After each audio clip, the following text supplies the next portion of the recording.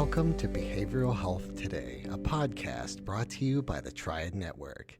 This podcast is designed to share trending topics occurring within the world and our communities and bring them a behavioral and mental health perspective. Welcome to Behavioral Health Today. I'm your host, Sharlee Dixon. My guest today is Keith Kurlander. Keith is the co-founder of Integrative Psychiatry Institute, the largest professional education organization specializing in integrative mental health and psychedelic therapy. He also co-hosts the Higher Practice podcast and co-founded the Integrative Psychiatry Centers, a clinic transforming mental health care with innovative treatments.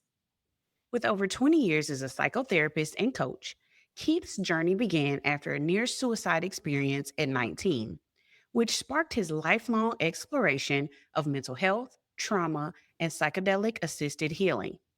Today, he's dedicated to teaching methods that help people overcome mental illness and unlock their full potential. In our episode today, we'll explore Keith's personal journey through mental illness and psychedelic experiences, his approach to integrative psychiatry and trauma healing, the evolving landscape of psychedelic therapy, and practical insights for unlocking mental health, spirituality, and human potential. Thank you so much for coming to the show today, Keith. Welcome. Hi, thanks for having me. Absolutely. So we'll just jump right on in. From my understanding, your mental health journey began with a very intense experience around 19 years old. Can you share what happened and how it shaped your path? Yeah, I was at the University of Massachusetts in Amherst, and I lived in a high-rise tower. I think it was the 19th floor, somewhere around there.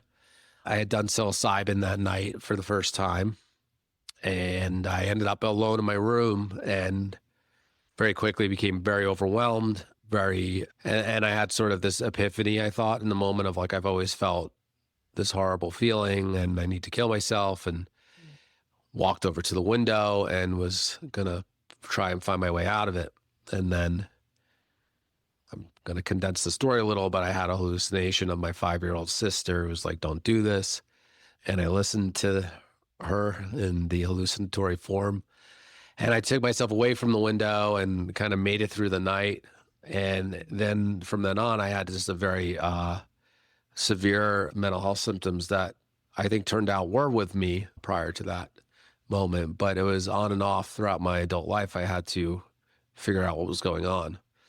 And it led me to becoming a psychotherapist and making it my life mission to understand mental and spiritual health. Absolutely. That is a touching story and often one that are similar ones that I hear from people who have become therapists and folks that work as practitioners with people who, use and abuse substances. Can you speak directly to how those experiences with substance use and then also severe mental illness and treatment resistance, how they inform your approach to how you help people today?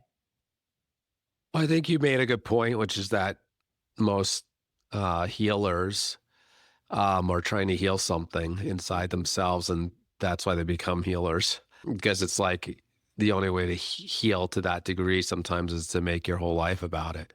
And so you make your profession about it and you want to help people. In terms of myself, there's many stages. So I became a therapist pretty young, fairly young. I was 25 when I started training. During my 20s, I was pretty heavily focused on yoga as a mechanism to help myself, yoga meditation. And this was in the late 90s, early 2000s. In my 30s, it was therapy and different forms of therapy. There were other sort of spiritual communities I was dabbling with outside of the yoga communities I was in. And then I had a return to a psychedelics church for a while, an ayahuasca church in my 30s. And then in my late 30s and early 40s, I'm in my late 40s, I got very into integrative medicine to heal my body and my diet and things. And so it was kind of like different chapters for myself, but it also translated to ways in which I was working with my clients over the years, obviously. I was sort of my own guinea pig science experiment. And then, as a therapist, often you sort of like, something starts working for you. You tend to start talking a lot about it with your client, even though nobody wants to admit that, but that's kind of how it works. It absolutely does. I kind of giggle when you said it, because things that I've experienced myself as a person that goes to therapy, but then also as a practitioner, my therapist will kind of take me down a road, and I'm like, you know what, maybe that makes sense. This Right. is And what then to you do. start doing that. You Yeah. And then definitely you're in do. like that chapter for like a year or whatever. Yeah. Absolutely, absolutely. So in that search to find healing for yourself, is that kind of how you came up with the or co-founded the Integrative Psychiatry Institute and Centers? Can we talk a bit about that personal journey in kind of moving towards that integrative medical care? Yeah. I mean, I think that whole journey led to that moment when me and my close friend, who's a psychiatrist, who also had his whole journey and was practicing integrative medicine by then, we came together and we're like, we need to get this information out. Like, mental health care is really suffering. Like, the rising rates of mental illness and treatment resistance is overwhelming. And let's go do something about that. So yeah, it was sort of a culmination of all that. And then meeting up, my friend and I just being like, we think the same way. Let's go help in the same way. Awesome. Awesome. Can you talk to me a bit about the differences between the traditional talk therapy? Not to say that there's anything wrong with it, but what is the difference between that traditional talk therapy and integrative psychiatry? Yeah, I've done I've been a lot of a talk therapist in many ways, and the coach really a lot of the times. So there's definitely nothing wrong with it. There's major use to it. Mhm. The difference is not so much a difference between those two modalities. It's more as a philosophical difference of how you view mental health and what's causing issues. And then you have different tools at your disposal, and talk therapy would be one tool, but an integrative lens, for one, it's not the only tool, but it usually isn't. But also, you're going to look at a wide spectrum of root causes of what's causing the condition. And the more integrative you're trained, the more you can do in terms of tools. But also the more knowledgeable you are where to refer out for specialized treatments. So an integrative lens on mental health is really about understanding a wider spectrum of root causes of what's actually happening for a person, and then having the knowledge and either the toolkit to practice some of those interventions and the knowledge to when to refer out for others, but to really be able to guide someone through that process so that, you're not only focused on sort of whatever it is. You might only be focused. Traditionally, we're trained as we're reductionistic in our training. So typically we're focused maybe you're a cognitive behavioral therapist and you're really focused on cognitions and behaviors, or you're a depth psychologist. You're really focused on maybe childhood or whatever, or whatever, on and on, right? And then, or we go into medicine and it's like, well, you're really focused on symptom management as a psychiatrist typically. Maybe you're doing some depth psychotherapy along or psychodynamic, but so it's really about bringing in the term integrative. It's really about trying to span disciplines, at least in your understanding. Maybe you're not practicing them all, to help somebody, because it's usually a complex situation. You're usually not just this, okay, just do this one thing and you're good to go. Got you. Makes complete sense. And it kind of brought me to my next point. Are there gaps that you guys saw in your own training, your own traditional training towards being a therapist or a practitioner? Were there gaps there? And what did those gaps look like for you guys to come up with the integrative psychiatry centers? There's gaps in my training for sure, many gaps. I think a program rightfully can only focus on so many things. Like, you're there for 3 years, you need it to constellate around something. I went to a very unique program. I went to Naropa. It was called transpersonal psychotherapy. So we had some basic courses that all accredited institutions have to have, and human development and psychopathology and things. And I focused mostly on experiential therapy, like a Gestalt, and then some other things later. But there were a lot of gaps. I mean, I didn't have one lecture on nutrition. That's not that you're going to become a nutritionist as a therapist, but I mean, I can't tell you how much I've come to see for so many people. So many people are suffering from metabolic disorders that are actually affecting our mental health. That's a very common problem. People we don't want to talk about. If your energy system is not operating effectively, it's like driving a car down the road that has the wrong gas in it, and the thing's puttering down the road and backfiring all the time, and you think you're going to feel good. The car doesn't feel good. Well, at least if it was like a car that had feelings like a Stephen King car, but you're not going to feel good putting that kind of food in you. So, Yeah. so there's just so many gaps like that. Like it's just understanding the body, understanding the environment and how the environment affects us, understanding our how disconnection from nature affects the nervous system. We wonder why the human species has so much more trauma than the other species in the animal kingdom. I mean, there's multiple reasons, but one reason is we're so disconnected from nature.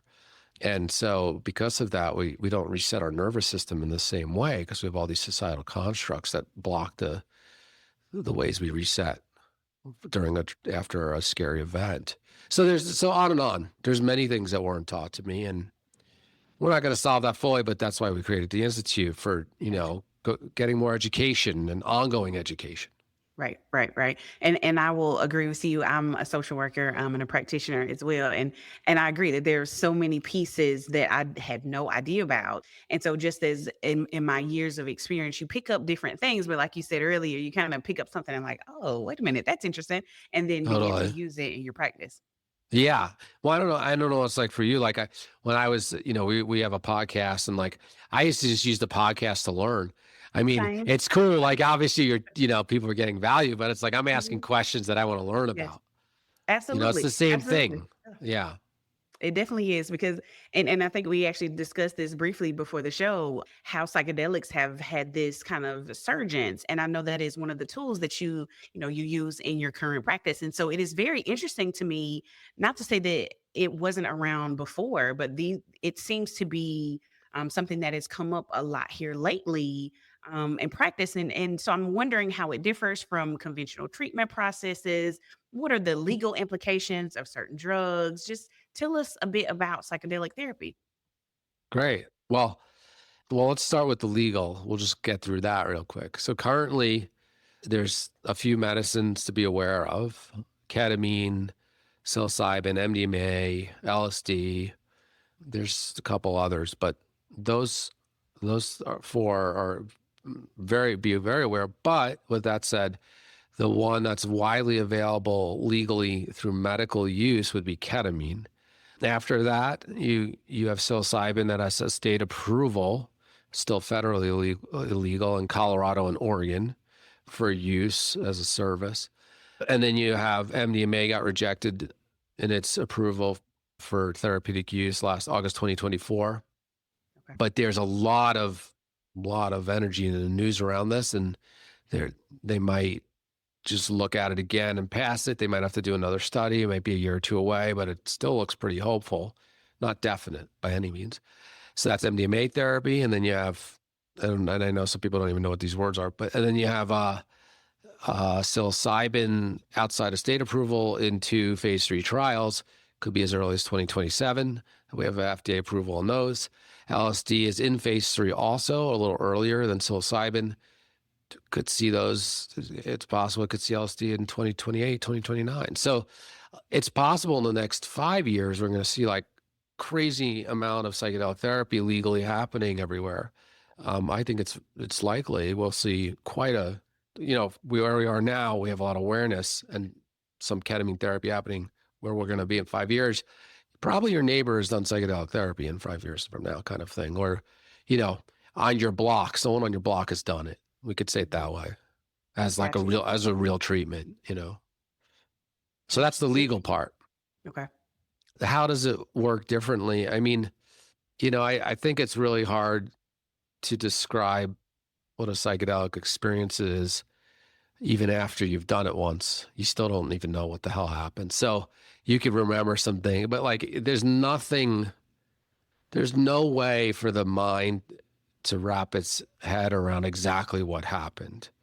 Because when you're in that experience and when you're not in that experience, so ordinary therapy, ordinary consciousness therapy is walking around, we have certain types of consciousness. Right. But when we do that, it's sort of like remembering a dream. Like you could describe what it was like to be in the dream, but it's so different than when you're actually in the dream. You know, it's like the memory of the experience is not the experience. So it's so radically different. And there's not really that many things that pushes that inside someone's consciousness like that, where you can have such a radical different experience of yourself and the world around you. And then you get to do therapy in that experience. So what does that allow you to do? It allows you to see yourself from a lens you either have never seen before, a new perspective on oneself, or a lens that's always been there, but you're really in avoidance of it, right? Could be like, it's like, oh, I've always known I've seen myself this way. Like, oh my God. And then of course you come out and you're like, wait, what was that? But like, there is this sort of part of you that might be, sitting there waiting to be seen. And so there's that part of it where you just get to start to look at oneself and others and how you're behaving through another lens. They tend to also many times allow you to access your childhood in ways that you're unable to access in ordinary consciousness, both sometimes through memories that you forgot or through seeing events in your childhood through a different lens. And typically, but not always, these are healing sort of perspectives you're having in yourself. There are the type of psychedelic therapy experiences where it's like you feel like, you're on a chariot flying through the universe and you're going to fall off at any moment. You're holding on for dear life, like gripping your hands on it, the reins, thinking that you're going to die any second. There's those. We won't focus on those for a moment. But outside of those, you're typically in this sort of relationship to a healing process. And those can be healing too, and they happen. I mean, if you've done enough psychedelic therapy, you can have a very hard experience at some point. So there's that, and then there's the biological. Different medicines work differently to either you could have like this process in neuroplasticity of dendritic sprouting and new connectivity of different networks and brain regions and enhancing the connectivity in the brain. Some of them have anti-inflammatory properties in the brain. So different mechanisms there. Yeah. But some of the data, I mean, I don't know how much we know about long-term durability, quite frankly, but at least in the short-term gains, I mean, there's some really amazing studies we're seeing, like, ketamine therapy, ketamine treatments. It's like you could have 70% of people can have like their symptoms cut in half after 1 to 3 sessions. Right. You could have a person that's been in severe suicidal ideation for months or even years, have it go away in that session. Just boom, gone. That's crazy. There's no other thing that can really do that. MDMA, healing severe PTSD after you've tried everything. Psilocybin, maybe end of life stuff too is interesting to look at, like really afraid of dying and doing a psilocybin journey and being ready. And so there's many uses and it's not a panacea. I mean, there's challenges, there's risks, there's things that can happen, but overall I think the studies are showing it's probably safe or safer than other treatments. I mean, and you start to look at some of the other stuff like antidepressants, and I've been on them in my side effects too. Yeah, they have side effects, and I've been on them in my previous journey, but they have some very high risks too. Mm-hmm. Like people have killed themselves, and like there's risks there too. So like there's no free lunch here, but it's psychedelics. Maybe it's a free snack. We'll be right back after a word from our sponsor. Whether you're a longtime or first-time listener to Behavioral Health Today, you're probably familiar with Triad, the company that brings you this podcast. But you may not know that Triad also hosts a community for current and aspiring behavioral and mental health professionals, featuring trending content and education and career resources, all for free. If you are a behavioral or mental health professional, or you're studying to become one, Join more than 80,000 people on Triad by claiming your free professional account today. Visit us at hellotriad.com/BHT. That's hellotriad.com/BHT and join the Triad community today.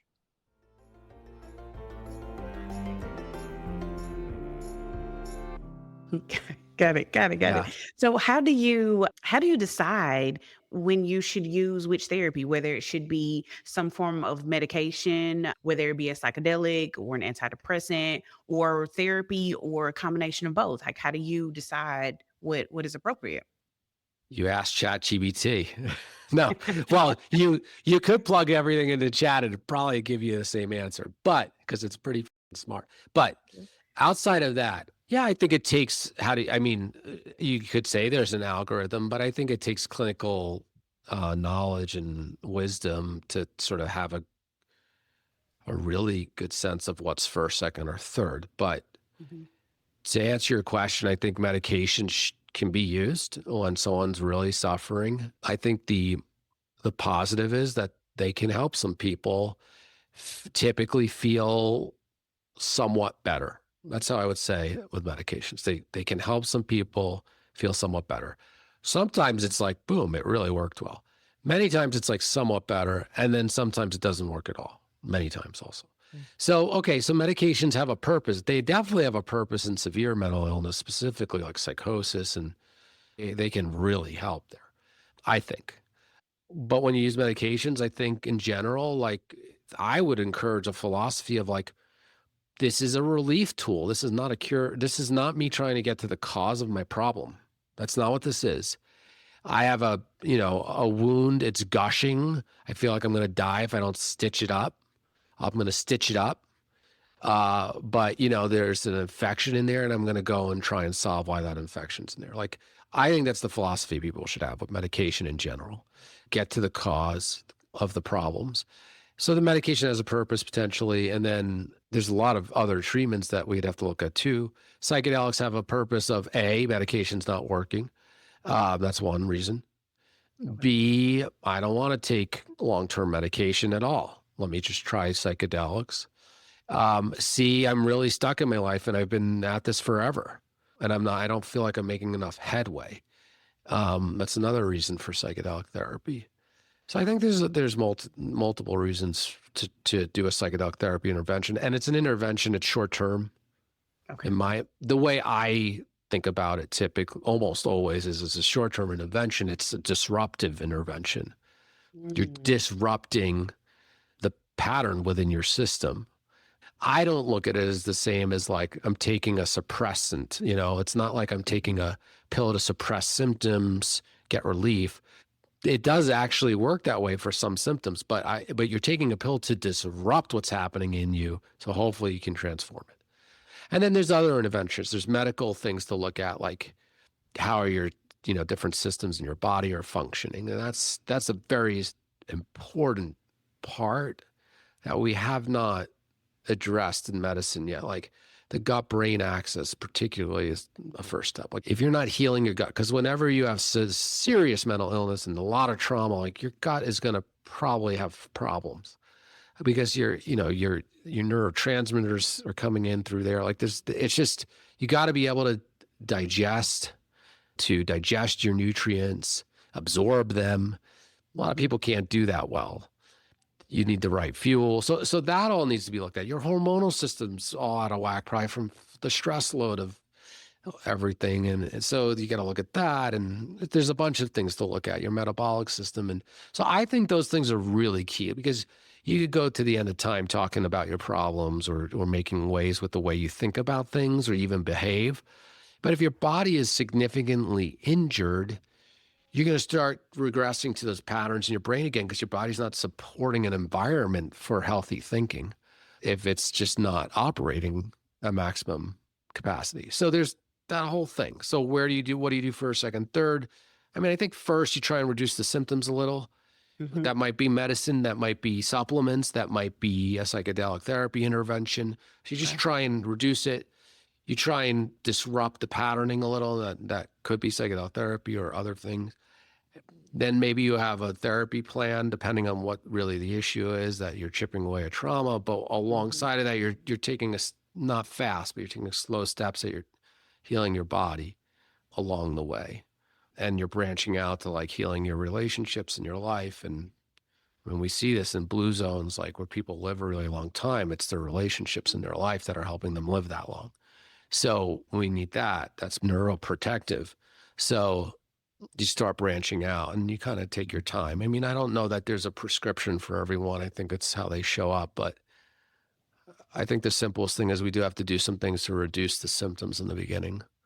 Or you're just never going to do any real behavior change if you don't. You're just going to keep distracting yourself as much as you can to run away from all that suffering with, scrolling like I did last night for 4 hours or whatever it is. Right. And I really appreciate the whole person perspective and digging into each section of your body or your mind to figure out where that root cause of the issues or the trauma or this, the negative symptoms and where they're coming from. Does spirituality play then a piece in that root cause analysis? Yeah, I'm glad you asked that. So let me start with a root cause, and then I want to tie in spirituality. So I think trauma, the concept of trauma, and I'll say what that is in a minute for me, but trauma is one of the most common root causes across all mental health issues. All mental health issues always have multiple root causes, but trauma is the one that kind of bridges them all. And trauma, meaning that our nervous system is operating in a way as if it perceives more threats than are actually present. Okay. And to a degree that it's disrupting the homeostasis of your body and mind. That's trauma. So that has to get addressed. Now, why am I tying that now back to your question of spirituality? So depending on how you view spirituality, trauma, through that process, what happens is trauma is a disorder of presence.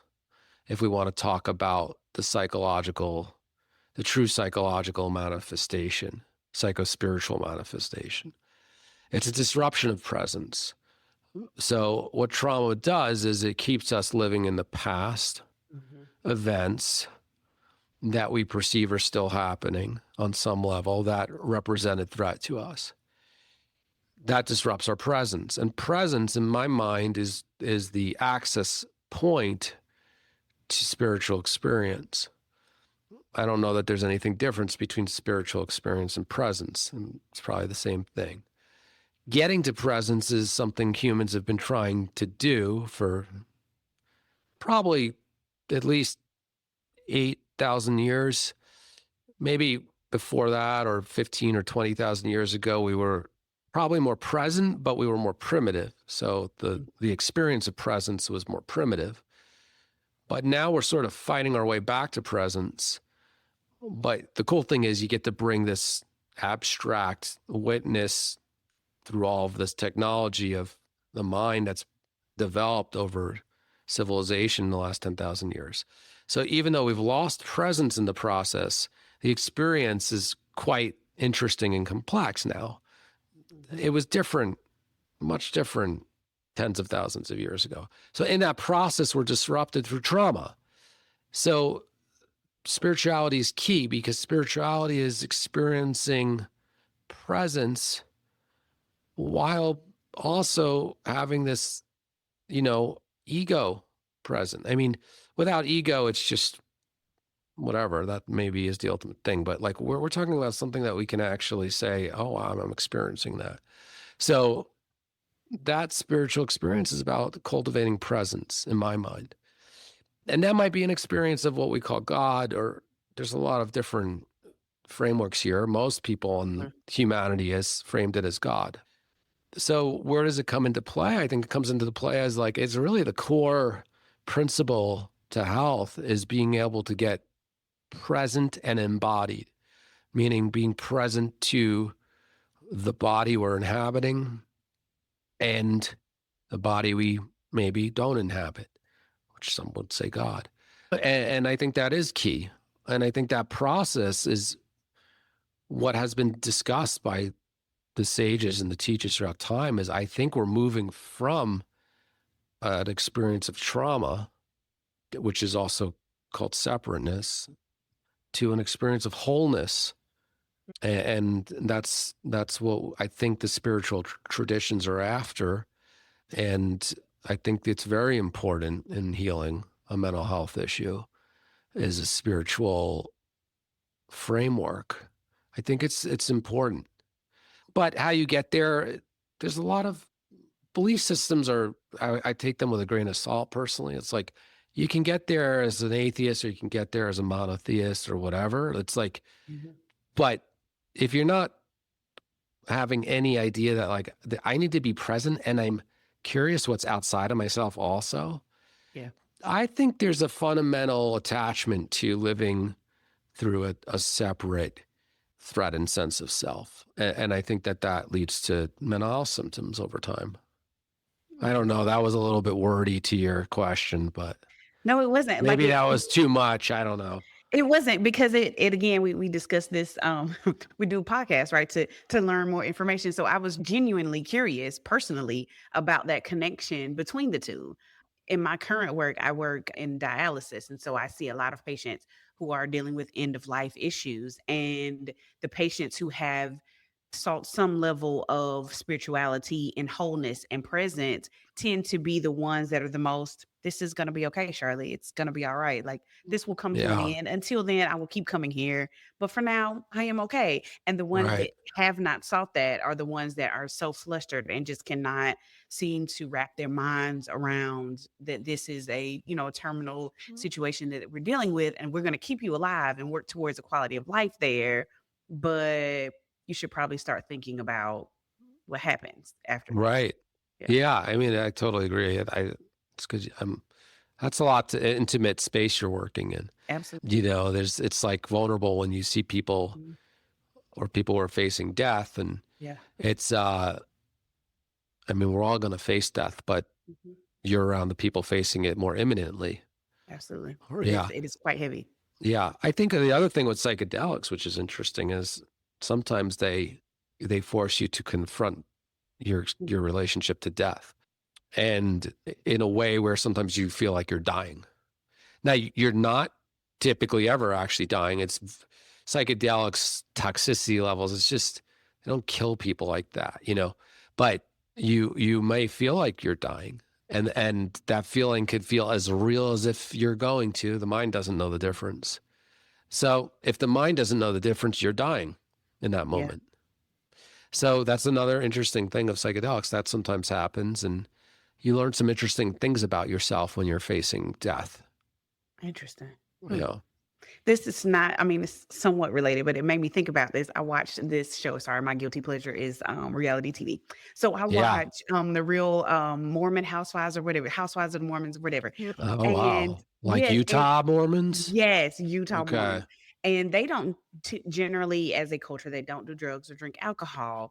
But a lot of the people on the show go to participate in ketamine therapy. And so it's really sparked my interest even further into this, because they speak of the same types of experiences that you're talking about here. And they don't really necessarily talk about the integrative part of it. I don't know that they do any talk therapy that goes with it. They don't talk about that part. But in just their discussions of participating in the psychedelic treatments, they discuss some of those same, I thought I was dying feelings, and now I see life differently, that type of thing. Wow. So it's interesting to hear it. Like, they talk about it, but I mean, it's TV, so I wasn't sure how much of that was real. That's great. That's cool. I didn't know. Yeah. Maybe there's a joke at the end of that. What happens when you give ketamine to a bunch of Mormons? I don't know. But I had a lot of Mormon friends. I used to live in Idaho at a wilderness therapy program I was working at, and a lot of Mormons there. And so there's a deep spirituality in the Mormon community. Yeah. Yeah. So I was, again, just really curious about what that looks like, and kind of merging the two, because they talk about it like it's a normal thing. And I was quite surprised to hear that was, something that they did. Yeah, quite interesting. Interesting. What does the future of psychedelic therapy look like? You started to mention, or you did discuss all of the drugs and their approval processes. So what does that look like next? How do you think education should evolve around legalization and using it as treatment? No medicine is technically yet approved through the FDA for therapy other than ketamine has a version of ketamine called Spravato that came out a handful of years ago. It's an intranasal spray that's approved for the treatment of treatment-resistant depression. Not as a psychedelic therapy tool, but anyways, that's kind of our closest. But we don't have a full-on one approved yet.